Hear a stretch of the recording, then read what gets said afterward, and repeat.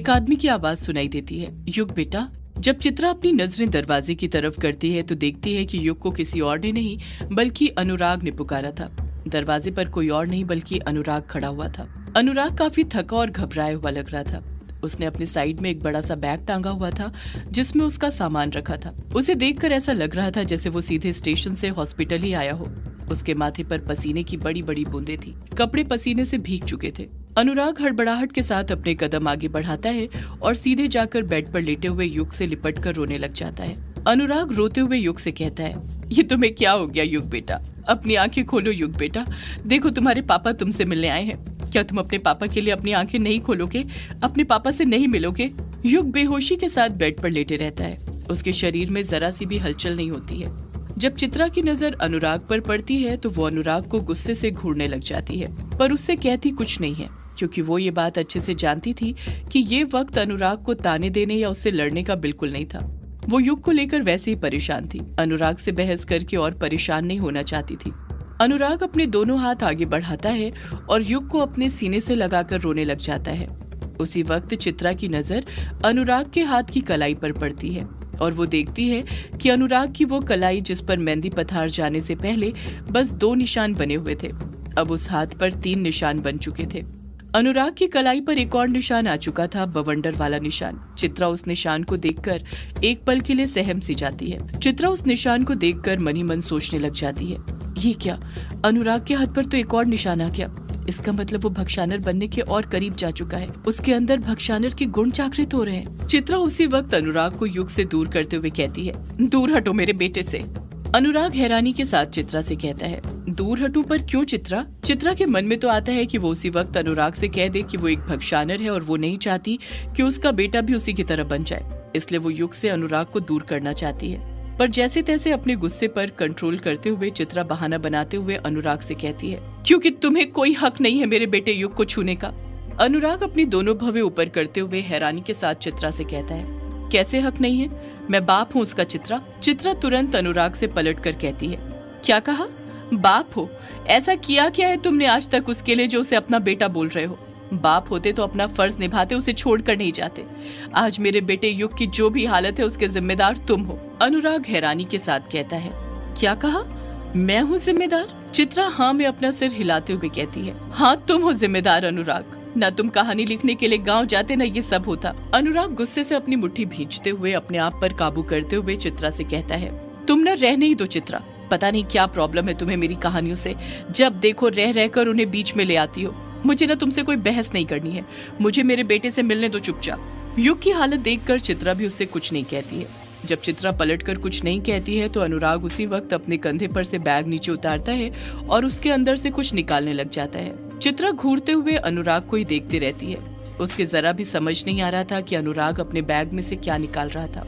अगले ही पल अनुराग अपने बैग में से काजल की डिब्बी निकालता है। वो काजल की डिब्बी जो ग्रेवयार्ड कोठी से जाने से पहले यक्षिणी ने अनुराग को दिया था, युग को लगाने के लिए ताकि युग ठीक हो जाए। अनुराग काजल को अपनी उंगली में लगाता है और उसे युग की आंखों में लगाने लग जाता है। चित्रा तुरंत अनुराग को टोकते हुए कहती है, ये तुम क्या कर रहे हो अनुराग मेरे बेटे के साथ? अनुराग चित्रा के सवाल का कुछ जवाब नहीं देता है, युग को काजल लगाते रहता है। चित्रा की समझ नहीं आ रहा था कि आखिर अनुराग को हो क्या गया था, वो क्यों ऐसी हरकत कर रहा था। आज से पहले उसने कभी अनुराग को इस तरह का बर्ताव करते हुए नहीं देखा था। जब अनुराग युग को काजल लगा रहा होता है तो उस वक्त काजल में से एक अलग ही महक आ रही थी जो कैबिन के अंदर फैलने लग गई थी।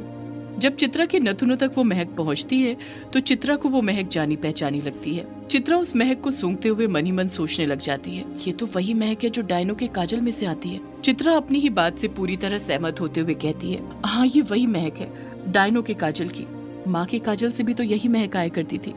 चित्रा अनुराग को हैरानी के साथ घूरते हुए उसे देखते हुए मन में सोचती है, पर ये डायनो का काजल अनुराग के पास कहाँ से आया और ये काजल मेरे बेटे युग को क्यों लगा रहा है? आखिर ये चक्कर क्या है? चित्रा फिर अनुराग से पूछ पड़ती है, ये तुम क्या कर रहे हो अनुराग? इस बार भी अनुराग चित्रा के सवाल का कुछ जवाब नहीं देता है।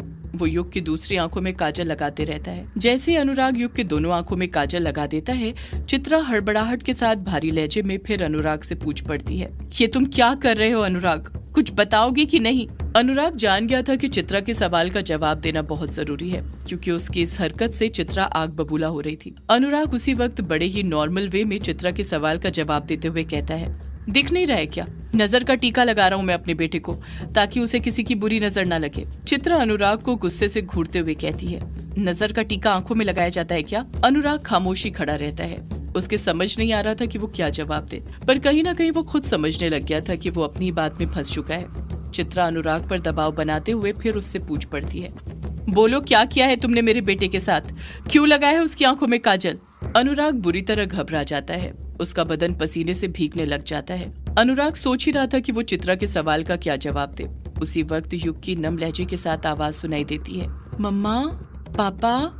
युग की आवाज सुनते ही अनुराग और चित्रा का ध्यान एक दूसरे पर से हट जाता है और वो युग की तरफ देखने लग जाते हैं। वो दोनों देखते हैं कि युग अपनी आंखें खोल चुका था, उसे होश आ गया था और वो एकटक नजर से चित्रा और अनुराग को ही देखे जा रहा था। काजल लगाते ही युग की तबीयत में सुधार आ गया था। चंद लम्हों में ही ऐसा लगने लग गया था जैसे युग को कुछ हुआ ही ना हो। जब चित्रा युग को उसे माँ कहकर पुकारते हुए सुनती है तो उसकी आंखें नम होने लग जाती हैं। चित्रा उसी वक्त अनुराग को साइड करती है और युग से लिपटते हुए रोते हुए कहती है, मेरे युग बेटे, तुम्हें होश आ गया। आपको पता है मम्मा को आपकी कितनी फिक्र हो रही थी। क्या हो गया था आपको बेटा, क्या हो गया था? इतना कहकर चित्रा रोने लग जाती है। चित्रा की आंखों से एक आंसू की बूंद निकलती है और नीचे गिरने लग जाती है। जैसे वो आंसू की बूंद नीचे गिरती है, फिर से हलचल होनी शुरू हो जाती है और वो युग जो ये सब देख रहा था, उसको सब चीजें धुंधली नजर आने लग जाती है। कुछ देर बाद जब चीजें क्लियर होती हैं तो युग देखता है कि आंसू की बूंद के अंदर चित्रा का चेहरा था। चित्रा नम लहजे के साथ युग से कहती है, युग बेटा, उस दिन हॉस्पिटल में जब तुमने कई दिनों बाद अपनी आंखें खोली तो फिर मैं अनुराग से पलटकर कुछ बोल ही नहीं पाई। मुझे तो ये लगने लग गया था कि अनुराग ने तुम्हें ठीक किया है और फिर मैं उसके बोझ तले दब गई थी। चित्रा एक लंबी आह भरते हुए फिर युग से बोल पड़ती है, युग बेटा, अभी तुम हॉस्पिटल से ठीक होकर घर पर आए ही थे कि अनुराग ने अपनी पैकिंग फिर से शुरू कर दी थी। वो वापस गांव जाना चाहता था, पर मैं नहीं चाहती थी कि वो वापस गांव जाए। मैं चाहती थी कि इस बार अगर वो आया है तो वो यहीं पर रुक जाए, क्योंकि मुझे डर सता रहा था कि कहीं गाँव जाकर उसके अंदर पूरी तरह भक्षानर के गुण ना जाए। भक्षानर की निशानी के 3 निशान तो उसके हाथ पर आ ही चुके थे और अब बस 2 आने बाकी थे, इसलिए मैं उसे यहीं पर रोकना चाहती थी। उसे रोकने के लिए मैंने उससे बहुत बहस की, बहुत झगड़ा किया, पर वो इस बार भी मेरी बात नहीं माना। जैसे गांव से ही किसी से वादा करके आया हो कि वो वापस जरूर आएगा। चित्रा युग को देखते हुए कहती है, अनुराग तो चले गया था पर कई सारे सवाल छोड़ गया था। मेरे समझ ही नहीं आ रहा था कि आखिर उसके पास वो डायन का काजल कहाँ से आ गया, उसके हाथ पर वो निशान कैसे आ रहे थे। मैं कुछ अंदाजा नहीं लगा पा रही थी, पर मैं इतना जरूर समझ गई थी कि वहाँ गाँव में जरूर कुछ चल रहा है, ऐसा कुछ जिसके बारे में मैं अंदाजा तक नहीं लगा सकती थी। चित्रा कुछ सोचते हुए कहती है, युग बेटा, सिर्फ तुम्हारे पापा नहीं बदले थे, बल्कि तुम भी बदलने लग गए थे। तुम्हारे पापा के जाने के बाद पता नहीं तुम्हें क्या हो गया था। तुमने अपने पापा के नाम की रट लगा दी थी। तुम बार बार उनसे मिलने की जिद कर रहे थे, उनसे बात करना चाहते थे, और जब मैं बात करने के लिए तुम्हारे पापा को फोन लगाती तो वो फोन ही नहीं उठाते थे। और तुम थे कि तुमने खाना पीना तक छोड़ दिया था। मेरे समझ नहीं आ रहा था कि मैं क्या करूं। और फिर मेरे पास एक ही रास्ता था, और वो रास्ता था मेहंदी पथार। मैं समझ गई थी कि मुझे तुम्हें लेकर मेहंदी पथार जाना ही होगा, क्योंकि तुम पर कुछ ऐसा किया गया था जिसका तोड़ मुझे मेहंदी पथार में ही मिलने वाला था। और जब मैं वहां पर गई तो मुझे वो मिला, वो जिसने हर मुश्किल में मेरा साथ दिया। कोई रिश्ता ना होकर भी वो हर वक्त मेरे साथ खड़ा रहा। मैं उसे कभी नहीं भूल सकती। इतना कहकर चित्रा चुप हो जाती है। जैसे चित्रा चुप होती है, आंसू की बूंद के अंदर फिर से हलचल होनी शुरू हो जाती है। युग समझ जाता है कि वो फिर से चित्रा की किसी याद में जाने वाला था। युग को सब धुंधला नजर आने लग जाता है। कुछ देर बाद जब युग को चीजें स्पष्ट नजर आती हैं तो वो देखता है कि चित्रा कालाझाड़ी जंगल के अंदर थी। उसने एक हाथ में युग का हाथ पकड़ा हुआ था तो दूसरे हाथ में ट्रैवलिंग बैग पकड़ कर रखा हुआ था, जिसमें उनका सामान रखा था। चित्रा पसीने से लथपथ थी और काफी परेशान नजर आ रही थी। चित्रा थकी हुई नजर आ रही थी, जैसे वो कोई लंबा सफर तय करके वहाँ पर आई हो। चित्रा अपने आसपास देखते हुए कहती है, मुझे तो यहाँ पर कोई कोठी नजर नहीं आ रही है, पर उस कोठी को होना तो यहीं पर चाहिए था। स्टीफन सर ने यही तो बताया था मुझे कि अनुराग कालाझाड़ी जंगल के अंदर एक कोठी है, वहीं पर रहता है। चित्रा कुछ याद करते हुए कहती है, क्या नाम बताया था स्टीफन सर ने उस कोठी का?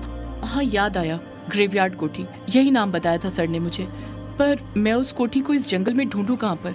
मुझे तो रास्ते भी समझ नहीं आ रहे हैं। ऐसा लग रहा है जैसे मैं खो गई हूँ। युग जो काफी देर से चुपचाप चित्रा के साथ कदम से कदम मिलाते हुए चल रहा था, वो चित्रा से मासूमियत भरे लहजे में पूछ पड़ता है, हम पापा के पास कब पहुँचेंगे मम्मा? जब चित्रा युग के मुंह से ये बात सुनती है तो पहले तो वो चिढ़ जाती है, पर जैसे तैसे वो अपने गुस्से पर कंट्रोल करते हुए कहती है, हम बस पहुँचने ही वाले हैं तुम्हारे पापा के पास युग बेटा। युग मायूसी के साथ कहता है, मुझे पापा की याद आ रही है मम्मा। चित्रा पलट कर कहती है, पापा की याद आ रही है तभी तो हम उनके पास जा रहे हैं ना युग बेटा, उनसे मिलने के लिए यहाँ इतनी दूर आए हैं। चित्रा मन ही मन अनुराग पर गुस्सा करते हुए खुद से कहती है, पता नहीं अनुराग ने कौन सा काला जादू किया है मेरे बेटे के ऊपर कि जब से उसने वो डायन का काजल लगाया है युग उसी का होकर रह गया है। एक बार मुझे बस पता चल जाए कि अनुराग ने कौन सा काला जादू किया है, फिर उस काले जादू को तोड़ना कैसे वो तो मैं पता लगा ही लूंगी। आखिर मैं माँ हूँ युग की, और एक माँ को अपने बच्चे को कैसे बचाना है उसे सब पता होता है। चित्रा फिर युग का हाथ थामती है और काला झाड़ी जंगल के अंदर आगे बढ़ने लग जाती है। जैसे जैसे चित्रा काला झाड़ी जंगल के अंदर बढ़ती जा रही थी उसका डर और ज्यादा बढ़ते जा रहा था, क्योंकि वो पूरी तरह श्योर हो चुकी थी कि वो काला झाड़ी जंगल के अंदर भटक चुकी है। उसे कुछ समझ नहीं आ रहा था कि उसे किस तरफ जाना था। चित्रा धीरे धीरे अपने कदम बढ़ाई रही थी कि तभी उसे अपने कदमों के साथ ही किसी और के कदमों की आहट भी सुनाई देने लग जाती है। उस आहट को सुनकर चित्रा जहाँ पर थी वहीं पर रुक जाती है और युग को भी रुकने को बोल देती है। युग तुरंत चित्रा से पूछ पड़ता है, क्या हुआ मम्मा, हम यहाँ पर क्यों रुक गए? चित्रा अपने मुंह पर उंगली रखकर युग को चुप रहने का इशारा करती है। युग भी अगले ही पल चुप हो जाता है, कुछ नहीं कहता है। चित्रा युग को लेकर झाड़ियों के पीछे छुप जाती है, क्योंकि वो ये बात अच्छे से जानती थी कि वो काला झाड़ी जंगल के अंदर थी, वो जंगल जहाँ पर यक्षिणी भटका करती।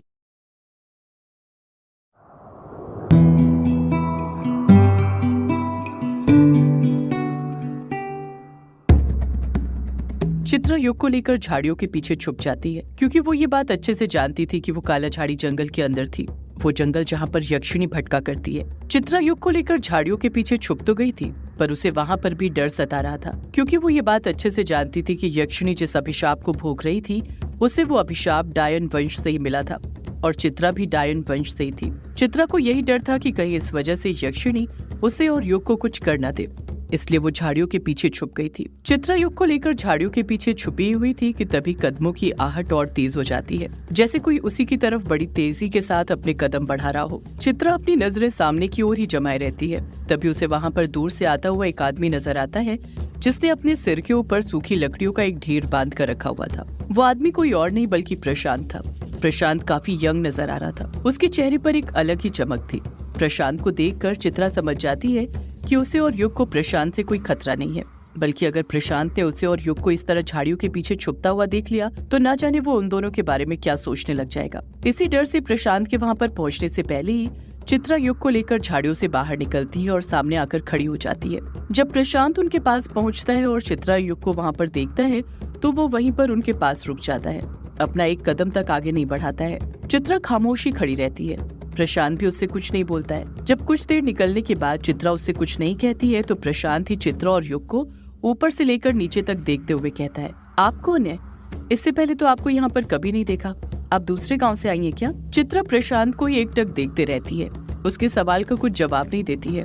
उसके समझ नहीं आ रहा था कि वो प्रशांत पर विश्वास करे या नहीं, कहीं प्रशांत गलत आदमी तो नहीं, कहीं वो उसे और युग को कुछ कर ना दे, कहीं वो चोर तो नहीं। प्रशांत को देखकर ऐसे ही कई सवाल चित्रा के मन में आ रहे थे, इसलिए वो एकटक बस उसे देखे जा रही थी, उससे कुछ कह नहीं रही थी। प्रशांत चित्रा के कपड़ों को नोटिस करते हुए फिर बोल पड़ता है, आप किसी गांव से आई हुई तो लगती नहीं है, आपको देखकर तो ऐसा लग रहा है जैसे आप शहर से आई हैं। चित्रा अभी भी खामोशी खड़ी रहती है, प्रशांत के सवालों का कुछ जवाब नहीं देती है। प्रशांत चित्रा के चेहरे को देखकर उसकी परेशानी भांप लेता है और झट से बोल पड़ता है, आप रास्ता भटक गई हैं क्या? चित्रा चुप ही खड़ी रहती है। प्रशांत मुस्कुराते हुए कहता है, देखिए घबराइए मत, मुझसे डरने वाली कोई बात नहीं है, मैं क्या आपको ऐसा वैसा इंसान नजर आ रहा हूँ? मेरा नाम ना प्रशांत है, यहीं पास के ही गाँव में मेरी चाय की दुकान है। प्रशांत की बातें सुनकर चित्रा को प्रशांत पर यकीन होने लग जाता है, उसे प्रशांत में कोई खोट नजर नहीं आता है और वो अगले ही पल उस पर भरोसा करने का सोच लेती है। प्रशांत फिर चित्रा से पूछ पड़ता है, मैं कह रहा हूँ ना आप घबराइए मत, आप तो बस ये बताइए आपको जाना कहाँ है? अगले ही पल चित्रा बोल पड़ती है, ग्रेवयार्ड कोठी। जैसे ही चित्रा ग्रेवयार्ड कोठी का नाम लेती है प्रशांत हड़बड़ाहट के साथ बोल पड़ता है, क्या कहा? ग्रेवयार्ड कोठी यानी लेखक बाबू के यहाँ? चित्रा नाम में अपना सिर हिलाते हुए कहती है, नहीं नहीं, मुझे कोई लेखक बाबू के यहाँ नहीं जाना है, मुझे तो मेरे पति अनुराग के पास जाना है, वो ग्रेवयार्ड कोठी में रहते हैं।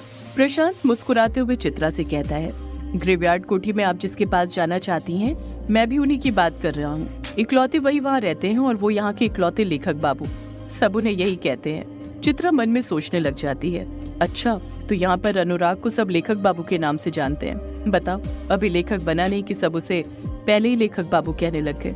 चित्रा प्रशांत से कुछ कहने वाली थी कि उससे पहले ही प्रशांत खुद ही बोल पड़ता है, कहीं आप लेखक बाबू की पत्नी तो नहीं और ये उनका बेटा युग?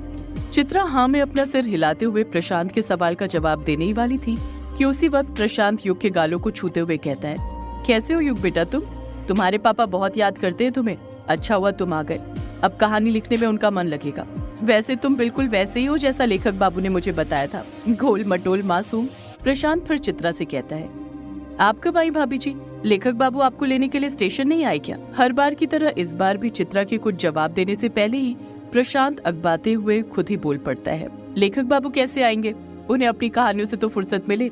वैसे भी ये वक्त तो उनके सोने का है। अब रात भर जाग जाग कर कहानियां लिखेंगे तो इस वक्त तो सोएंगे ही ना। प्रशांत की कुछ बातों से ही चित्रा समझ गई थी कि प्रशांत अनुराग का बहुत अच्छा दोस्त था और उसके बारे में बहुत कुछ जानता था। चित्रा प्रशांत से कहती है, प्रशांत जी मैं यहाँ जंगल में भटक गई हूँ, क्या आप मुझे बता सकते हैं कि ग्रेवयार्ड कोठी जाने का रास्ता कहाँ पर? प्रशांत हड़बड़ाहट के साथ बोल पड़ता है, रास्ता क्या बताना है भाभी जी, मैं तो खुद ही आपको वहाँ पर ले चलता। प्रशांत ने इतना कहा ही था कि उसकी सारी एक्साइटमेंट मायूसी में बदल जाती है और वो अपने सिर पर हाथ रखते हुए खुद से कहता है, शिट, इस गैस को भी आज ही खत्म होना था क्या? प्रशांत हिचकिचाहट के साथ चित्रा से कहता है, माफ करना भाभी जी, वो बात ये है ना कि कल रात में ही गैस का सिलेंडर खत्म हो गया था। अब सुबह सुबह तो टंकी भराने की दुकान खुलती नहीं, इसीलिए यहाँ जंगल में सूखी लकड़ियाँ लेने आ गया था ताकि चूल्हा जलाकर चाय बना सकूं और अपनी दुकान खोल सकूं। वो क्या है ना, मेरी दुकान पर तो सुबह सुबह ही ग्राहक आ जाते हैं। यहाँ रोंकामुच और बंगलामुड़ा गांव में ना सबके दिन की शुरुआत मेरी चाय से ही होती है। चित्रा पलटकर कुछ नहीं कहती है, प्रशांत को एकटक देखते हुए उसकी सारी बातें सुनती रहती है। प्रशांत मायूसी के साथ कहता है, मैं आपके साथ चलना तो चाहता पर क्या करूं भाभी जी, ये सूखी लकड़ियां लेकर मुझे अपनी दुकान पर जल्द से जल्द जाना है। वहाँ दुकान पर मेरी पत्नी पाउली मेरे वापस आने का इंतजार कर रही होगी। चित्रा तुरंत पलटकर कहती है, कोई बात नहीं प्रशांत जी, आप न बस मुझे ग्रेवयार्ड कोठी का रास्ता बता दीजिए, मैं खुद चले जाऊंगी। प्रशांत अगले ही पल हड़बड़ाहट के साथ बोलता है, इसमें रास्ता क्या बताना भाभी जी, आप न यहाँ से सीधे जाइए, यहीं पर किश्नोई नदी है, उसी के सीध में चलते जाना, वहीं से आपको ग्रेवयार्ड कोठी नजर आ जाएगी। चित्रा बड़े प्यार से कहती है, शुक्रिया आपका प्रशांत जी। प्रशांत मुस्कुराते हुए कहता है, अरे भाभी जी इसमें शुक्रिया कैसा, ये तो मेरा फर्ज था, आप ना आइएगा कभी मेरी दुकान पर चाय पीने। चित्रा कहती है, जी जरूर आऊंगी। अगले ही पल प्रशांत चित्रा और युग से रुखसत लेता है और वहां से चले जाता है। प्रशांत के वहां से जाते ही चित्रा खुद से बड़बड़ाती है, ये प्रशांत भी ना बड़ा बातूनी है, बार बार कह रहा था जल्दी में हूँ, जल्दी जाकर दुकान खोलनी, और बताओ खुद ही बातें करते रह गया, मुझे कुछ कहने का मौका ही नहीं दिया। इतना कहकर चित्रा वापस से अपना बैग उठाकर युग का हाथ थामती है और उस रास्ते पर जाने लग जाती है जिसके बारे में प्रशांत ने उसे बताया था। कुछ देर बाद जब चित्रा किश्नोई नदी के किनारे पर पहुंचती है तो वहां का मंजर देखकर उसकी आंखें खुली की खुली रह जाती हैं। चित्रा किश्नोई नदी को देखते हुए खुद से कहती है, ये तो वही नदी है जिसके बारे में माँ ने मुझे बताया था, यहीं पर तो बैठकर सदियों पहले भक्षानर ने कामेश्वरी यक्षिणी की साधना की थी, उसे पृथ्वी लोक पर बुलाया था और तब से ही यक्षिणी इस लोक में कैद है अपने अभिशाप के कारण। मैंने कभी सपने में भी नहीं सोचा था कि मैं कभी इस जगह पर आऊंगी। चित्रा वहीं पर खड़े होकर अपने आसपास देखने लग जाती है, नदी को पूरी तरह निहारने लग जाती है। चित्रा नदी को निहारी रही थी कि तभी उसे वो पेंटिंग याद आ जाती है जो उसने इंटर कॉलेज पेंटिंग कंपटीशन में बनाई थी, जिस पर अनुराग ने कविता लिखी थी। उसकी पेंटिंग का दृश्य वहां के मंजर से मैच करने लग गया था। बस पेंटिंग में जिस जगह पर यक्षिणी बैठी हुई थी इस वक्त वो जगह खाली थी। चित्रा उसी तरफ देख रही थी जहां पर उसने पेंटिंग में यक्षिणी को बनाया था, अपने प्रेमी का इंतजार करते हुए। चित्रा उस जगह को देख ही रही थी कि तभी उसे वहां पर यक्षिणी नजर आने लग जाती है जो उसी को घूर रही थी। वहां पर यक्षिणी को बैठा हुआ देखकर चित्रा का दिल जोरों से धड़कने लग जाता है, उसकी जान हलक में आ जाती है। यक्षिणी पहले तो प्यार भरी नजरों से चित्रा को एकटक देखते रहती है, पर अगले ही पल यक्षिणी का खूबसूरत चेहरा बदलने लग जाता है। वो चेहरा जले हुए चेहरे में बदल जाता है और यक्षिणी गुस्से के साथ डरावनी आवाज में चित्रा से कहती है, चले जा यहाँ से वरना मरेगी। यक्षिणी चित्रा को पकड़ने के लिए अपना हाथ आगे बढ़ाने लग जाती है। जैसे ही यक्षिणी चित्रा का हाथ पकड़ती है, युग की आवाज सुनाई देती है, मम्मा पापा के पास चले। जब चित्रा को युग की आवाज सुनाई देती है तो उसका ख्याल टूट जाता है और वो देखती है कि उसका हाथ यक्षिणी ने नहीं बल्कि युग ने पकड़ा हुआ था। वही उससे अनुराग के पास चलने का बोल रहा था। चित्रा का चेहरा पसीने से भीग चुका था। चित्रा खुद से कहती है, ये कैसा वहम था मेरा, मैंने यहाँ आकर सही भी किया है या नहीं। चित्रा कुछ और सोचते हुए कहती है, अब जो भी हो अब यहाँ पर आ गई हूँ तो जो काला जादू अनुराग ने मेरे बेटे पर किया है मैं उसे यहाँ से तोड़ कर ही जाऊंगी। मैं यहाँ से खाली हाथ नहीं जाने वाली। युग फिर चित्रा का हाथ पकड़कर उसे हिलाते हुए कहता है, मम्मा चले, आप यहाँ पर खड़ी क्यों हो गई हो?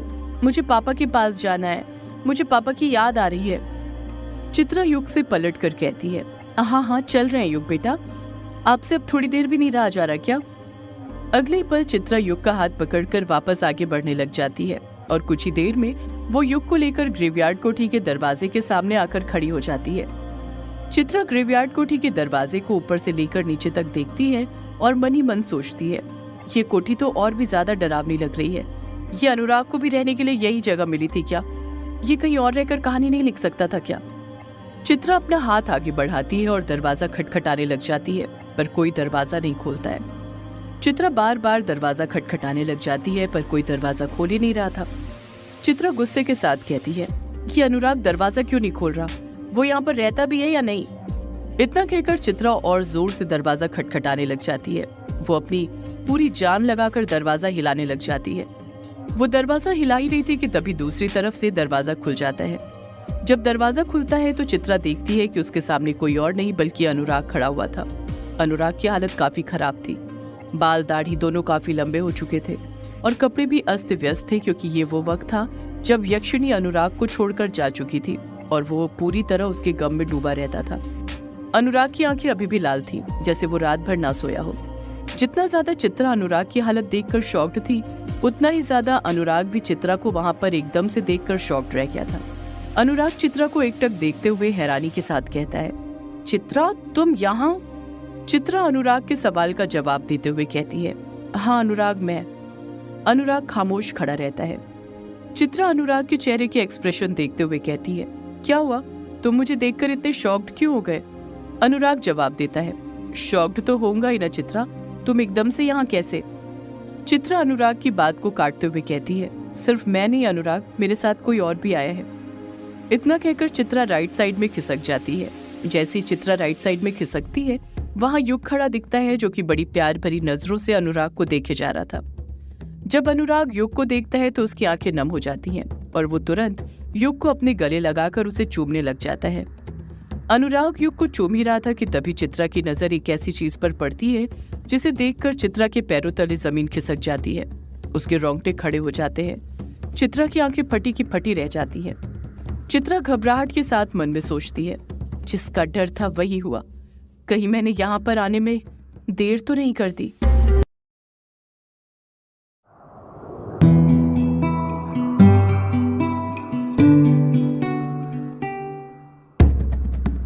चित्रा घबराहट के साथ मन में सोचती है, जिसका डर था वही हुआ, कहीं मैंने यहाँ पर आने में देर तो नहीं कर दी।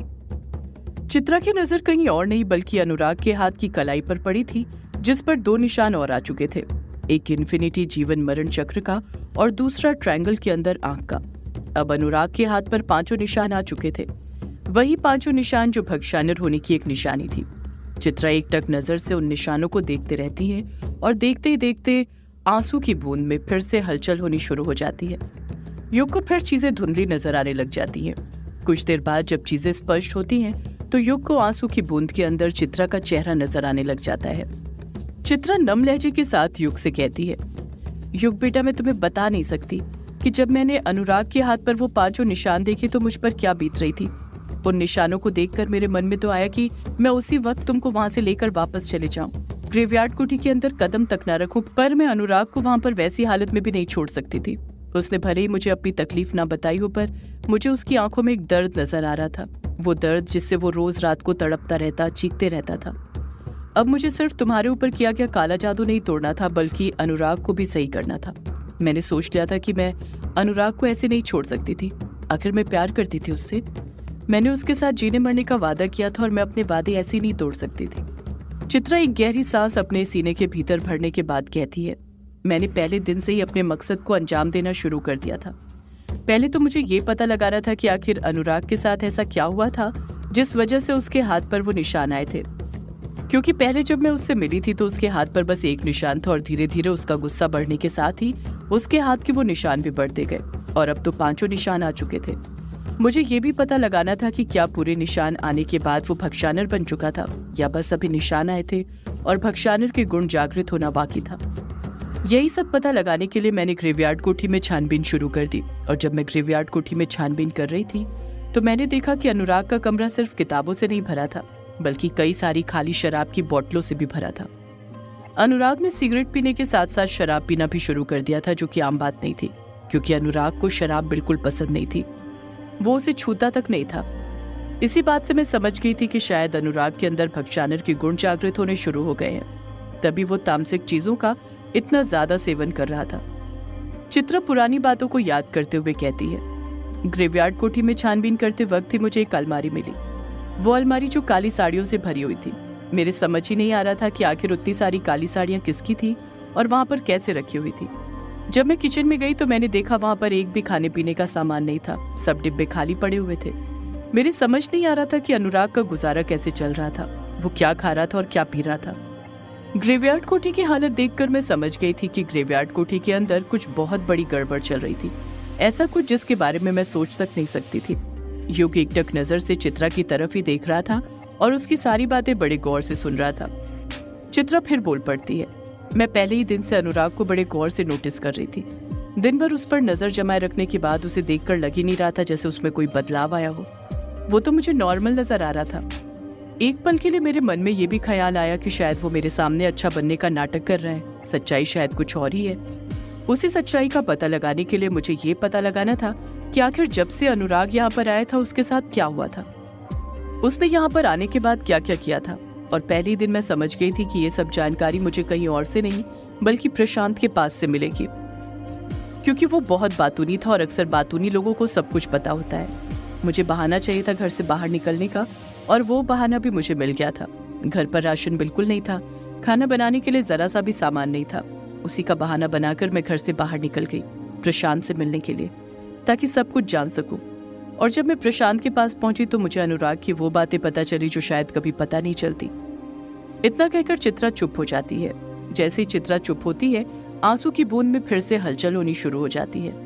सब कुछ धुंधला धुंधला नजर आने लग जाता है। कुछ देर बाद जब चीजें क्लियर होती हैं तो युग को चित्रा नजर आने लग जाती है, जिसने अपने एक हाथ में झोला पकड़ा हुआ था जो राशन के सामान और कुछ हरी सब्जियों से भरा हुआ था। इस वक्त चित्रा गांव में मौजूद थी, जिसके आसपास से हर 2-3 मिनट में एक न एक गांव का आदमी गुजर रहा था, और जो भी उसके पास से होकर गुजरता था वो चित्रा को ही घूरते रह जाता था, क्योंकि चित्रा का पहनावा गांव की बाकी औरतों से काफी अलग था। उसे देखते से ही समझ में आ रहा था कि वो गांव से नहीं है बल्कि कहीं और से आई हुई है। इस वक्त युग चित्रा के साथ नहीं था। प्रशांत से वो अच्छे से बात कर सके इसलिए वो उसे ग्रेवयार्ड कोठी में ही छोड़कर आई थी। चित्रा घूरते हुए लोगों के बारे में सोचते हुए कहती है, यहाँ सब लोग मुझे ऐसे क्यों घूर रहे हैं? इस गांव में सब लोग पागल हैं क्या, या सबको घूरने की बीमारी है? जब से देख रही हूँ जिसे देखो घूरे जा रहा है। चित्रा अपने आसपास नजरें फेरते हुए खुद से कहती है, बंगला मुड़ा गांव तो यही है, पर उस प्रशांत की दुकान कहाँ पर है? यही आसपास ही तो उसने अपनी दुकान का पता बताया था। यही सब बड़बड़ाते हुए चित्रा अपने कदम आगे बढ़ाई रही थी कि तभी उसे एक चाय की दुकान नजर आती है, जहाँ पर कुछ आदमी बैठकर चाय पी रहे थे। उन्हीं आदमियों में से एक आदमी बल्लू काका भी थे, जो वहीं पर बैठकर चाय पी रहे थे। दुकान पर इस वक्त पाउली चाय बना रही थी। चित्रा उस दुकान को देखते हुए कहती है, कहीं यही तो नहीं है प्रशांत की दुकान? हाँ, यही होगी प्रशांत की दुकान। ये औरत पहनावे से बंगाली लगती है, और प्रशांत ने भी तो अपनी पत्नी का नाम पाउली ही बताया था, जो कि एक बंगाली नाम है। पर ये प्रशांत कहाँ पर है, कहीं नजर नहीं आ रहा है। यही सब सोचते हुए चित्रा अपने कदम आगे बढ़ाती रहती है। जब चित्रा दुकान के पास पहुंचती है तो सभी की नजर चित्रा पर ही जमी हुई थी। हर कोई चाय पीना छोड़कर उसे ही देखे जा रहा था, बल्लू काका भी। पाउली भी चाय बनाना छोड़कर चित्रा को देखने लग जाती है। चित्रा पाउली से कहती है, प्रशांत जी हैं क्या? पाउली चित्रा को घूरते हुए कहती है, तुम कौन हो और मेरे पति से तुम्हें क्या काम है? चित्रा पाउली के सवाल का कुछ जवाब देती उससे पहले एक आदमी की आवाज सुनाई देती है, ये चित्रा भाभी है। ये आवाज सुनकर चित्रा जब पीछे मुड़ती है तो देखती है कि उसके पीछे कोई और नहीं बल्कि प्रशांत खड़ा हुआ था। प्रशांत वहां पर आ चुका था। पाउली कुछ गुस्से के साथ प्रशांत से पूछती है, चित्रा? कौन चित्रा? प्रशांत पाउली के सवाल का जवाब देते हुए कहता है, अरे पाउली, ये चित्रा भाभी, अपने लेखक बाबू की पत्नी। जैसे ही प्रशांत की ये बात बल्लू काका सुनते हैं वो मन ही मन सोचने लग जाते हैं, लेखक बाबू की पत्नी यानी छोटे मालिक की पत्नी, मेरी छोटी मालकिन। बल्लू के मन में तो आता है वो इसी वक्त चित्रा से मिलने पर वो जानता था इस वक्त चित्रा उसे बिल्कुल नहीं पहचानेगी, और अगर वो खुद अपने बारे में उसे बताएगा भी तो शायद वो कुछ समझ ना पाए। वो नहीं जानता था कि अनुराग ने चित्रा को उनके बारे में कुछ बताया भी था या नहीं। बल्लू मन में सोचता है, मुझे अभी ये खबर जाकर बड़ी मालकिन को देनी होगी। हो सकता है कि युग बबुआ भी छोटी मालकिन के साथ शहर से आए हो। इतना सोचकर बल्लू तुरंत अपनी जगह पर से उठता है और वहां से जाने लग जाता है। ये पल देखकर युग को याद आता है कि उसने जो कहानी लिखी थी उसमें भी बल्लू काका के जरिए ही जानकी और बाकी सबको पता चला था कि चित्रा गांव आई है।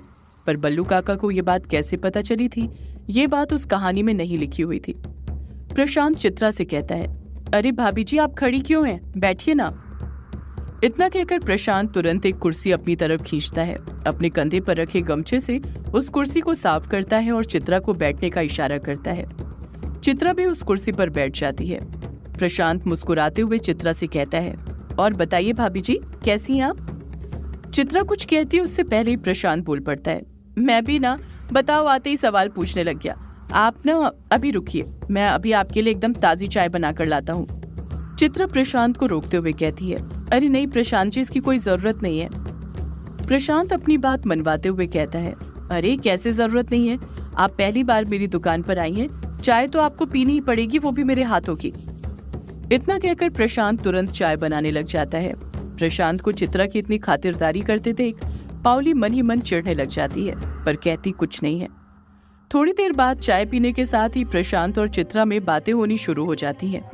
चित्रा पहले अपने बारे में कुछ बताती है, उसके बाद प्रशांत उसे अपने बारे में।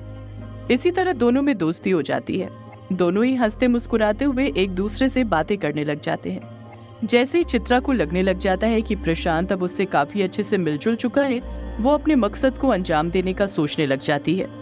प्रशांत मुस्कुराते हुए कहता है, भाभी जी मैं ना कह देता हूँ, अगली बार अगर आपको घर का कुछ सामान लाना हो तो आपको खुद तकलीफ करने की कोई जरूरत नहीं है, मैं हूँ ना, आप बस आवाज लगाना, मैं खुद आपका सब काम कर दूंगा। चित्रा भी मुस्कुराते हुए कहती है, हाँ क्यों नहीं प्रशांत जी। प्रशांत कुछ कहता उससे पहले ही चित्रा प्रशांत से पूछ पड़ती है, प्रशांत जी मुझे कुछ पूछना था आपसे। प्रशांत नॉर्मली कहता है, हाँ पूछे ना भाभी जी, क्या पूछना था आपको। चित्रा कुछ हिचकिचाते हुए कहती है, अनुराग के बारे में। प्रशांत हैरानी के साथ अपनी दोनों भवें ऊपर उठाते हुए कहता है, लेखक बाबू के बारे में? आपको लेखक बाबू के बारे में क्या पूछना है, वो भी मुझसे?